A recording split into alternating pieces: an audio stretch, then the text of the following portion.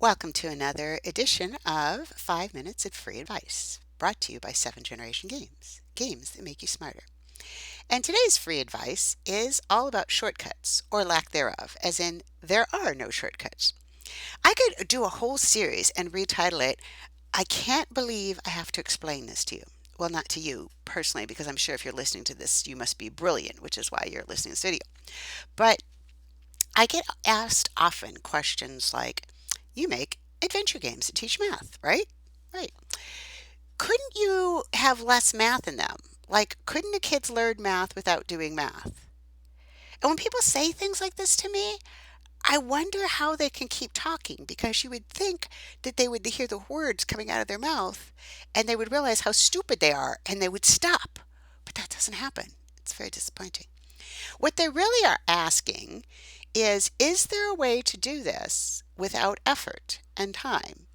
Could maybe kids learn about fractions by eating pizza? Because pizza comes in different pieces cut up. So couldn't they just eat pizza and somehow figure out that that's an eighth and that's a fourth and two eighths are equivalent to a fourth? No. I'm sorry, but everything that's worth doing takes effort. If you want to learn math, here's how you do it. You do lots of math. You do math in lots of different ways. Like if I'm going to teach a student fractions, I would give them examples of you're going on a trip and it takes you 8 days to walk there because you're going on a hike. And so each day you've gone an eighth. When you have gone 4 days, that's 4 eighths. So that's a half. And if your friend is walking from the other direction, that's the fairest place for them to meet. That's one example. Or if you went out to eat with some people and you split the bill 3 ways because there were three of you, then the amount each of you paid was a third.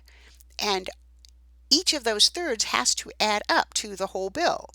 So I think that's how you learn math, really, and that's how you learn a lot of things is repetition and practice in different settings. I also teach judo. I did judo a lot when I was younger, and anyone who's going to be good at any sport does whatever the techniques of that sport are over and over and over and over. And I get people ask me the same thing in judo. They're looking for some trick or shortcut. Well, if you learned this particular magic grip where you did the Vulcan death grip, then wouldn't that get it? No, you just have to actually work at it. I don't know where this idea came from that it's possible to be successful without ever doing things that you don't particularly want to do. Now, maybe it's because we get a lot of advice on follow your dreams and follow your passion. And actually, that's not bad advice. For example, I love my job. I think that it's very important for kids to learn math. It's very important to graduate from high school and go on to college. And if you can't master fractions or basic statistics, you're not going to be able to do that. So I think the work we do is really important. I really like coming up with adventure games. I like the programming part of it. I like the people I work with. I like everything about it. But sometimes there are tasks I have to do that I don't want to do. For example, I just spent more time than I would like writing a commercialization plan. How are you going to make money? How much are you going to charge? How many units do you think you'll have to sell to break even? Eh, I do budgets. How much does each person get paid? What's the fringe benefits? That is not fun. It's not fun to me. It's some people's definition of fun, but I'm not them. But I tried that business model of leaving the door open and waiting for magic fairies to run by and throw in bags of money, and it didn't work for me. So my point is, anything you're going to do, there's going to be some parts of it that aren't fun, and you have to do them anyway. Sometimes they become fun. Like I used to run before my knees got really, really bad, and I really loved running. And when I was in good shape, I could go out and run 6, 8 miles, and I found it very relaxing. But when I first started running, I didn't find it very relaxing. I found it very awful.